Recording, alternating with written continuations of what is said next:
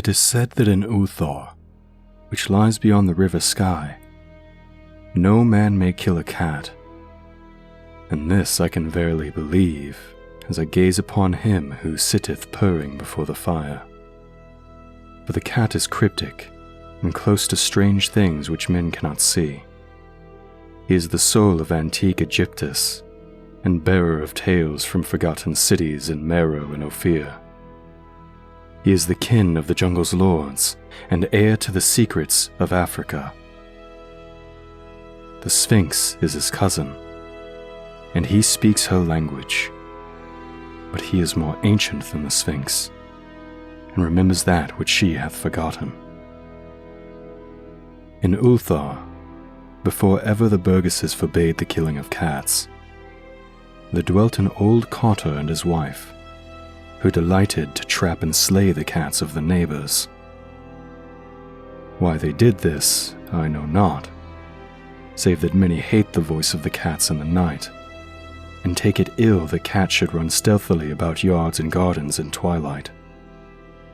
But whatever the reason, this old man and woman took pleasure in trapping and slaying every cat which came near to their hovel. And from some of the sounds heard after dark, many villagers fancied that the manner of slaying was exceedingly peculiar. But the villagers did not discuss such things with the withered faces of the two. And because their cottage was so small and so darkly hidden under the spreading oaks at the back of the neglected yard.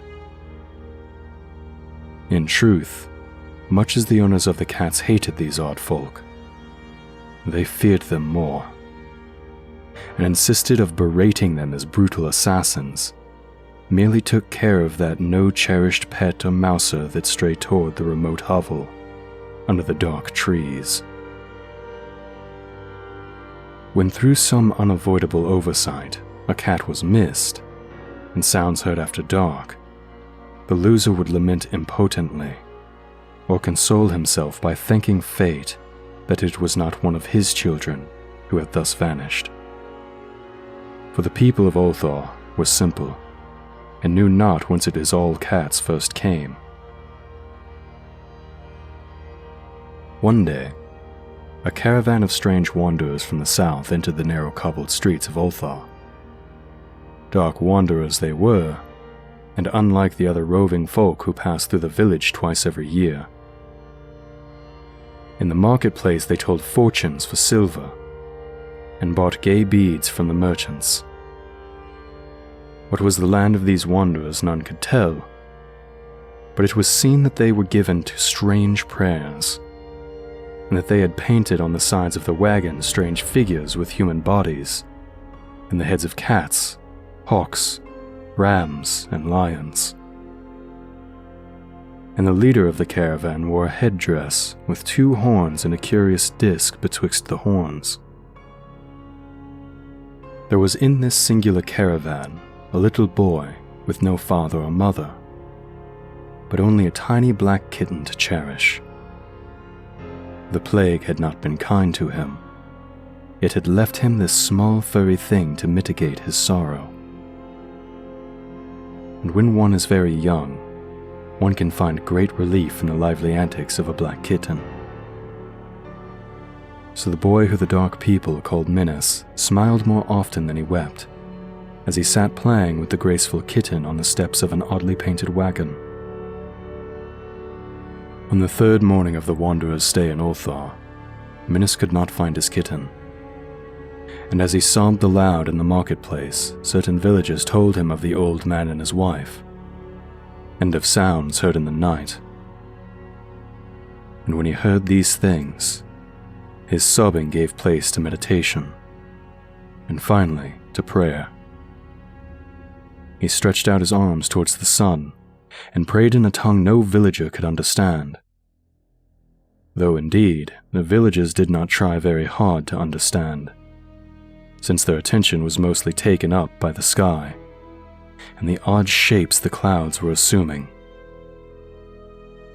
It was very peculiar, but as the little boy uttered his petition, there seemed to form overhead the shadowy, nebulous figures of exotic things. of hybrid creatures crowned with horn-flanked discs. Nature is full of such illusions to impress the imaginative. That night, the wanderers left Ulthar and were never seen again, and the householders were troubled when they noticed that in all the village there was not a cat to be found. From each hearth, the familiar cat had vanished. Cats large and small, black, grey, striped yellow and white. Old Crenon, the burgomaster, swore that the dark folk had taken the cats away in revenge for the killing of Minas' kitten, and cursed the caravan and the little boy. But Nith, the lean notary, declared that the old cotter and his wife were more likely persons of suspect, for their hatred of the cats was notorious and increasingly bold. Still, no one durst complain to the sinister couple, even when little Atal, the innkeeper's son, vowed that he had at twilight seen all the cats of Ulthar in the accursed yard under the trees, pacing very slowly and solemnly in a circle around the cottage, two abreast, as if in performance of some unheard-of rite of beasts. The villagers did not know how much to believe from so small a boy, and though they feared that the evil pair had charmed the cats to their death, they preferred not to chide the old cotter till they met him outside his dark and repellent yard. So Ulthar went to sleep in vain anger. And when the people awakened at dawn, behold, every cat was back in his accustomed hearth. Large and small, black, grey, striped, yellow and white, none was missing. Very sleek and fat did the cats appear, and sonorous with purring content. The citizens talked with one another of the affair, and marveled not a little. Old Crenon again insisted that it was the dark folk who had taken them, since cats did not return alive from the cottage of the ancient man and his wife. But all agreed on one thing, that the refusal of all the cats to eat their portions of meat or drink their saucers of milk was exceedingly curious. And for 2 whole days the sleek, lazy cats of Ulthar would touch no food, but only doze by the fire or in the sun. It was fully a week before the villagers noticed that no lights were appearing at dusk in the windows of the cottage under the trees. Then the lean Nith remarked that no one had seen the old man or his wife since the night the cats were away. In 1 week, the burgomaster decided to overcome his fears and call at the strangely silent dwelling as a matter of duty. Though in so doing, he was careful to take with him Shang the blacksmith and Thul the cutter of stone as witnesses. And when they had broken down the frail door, they found only this: 2 cleanly picked human skeletons on the earthen floor, and a number of singular beetles crawling in the shadowy corners. There was subsequently much talk among the Burgoyes of Ulthar. Zath, the coroner, disputed at length with Nith, the lean notary, and Crenon and Shang and Thul were overwhelmed with questions.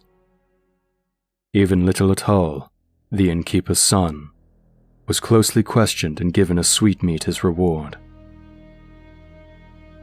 They talked of the old cotter and his wife, of the caravan of dark wanderers, of small Minas and his black kitten, of the prayer of Minas and the sky during that prayer, of the doings of the cats on the night the caravan left, and of what was later found in the cottage under the dark trees in the repellent yard.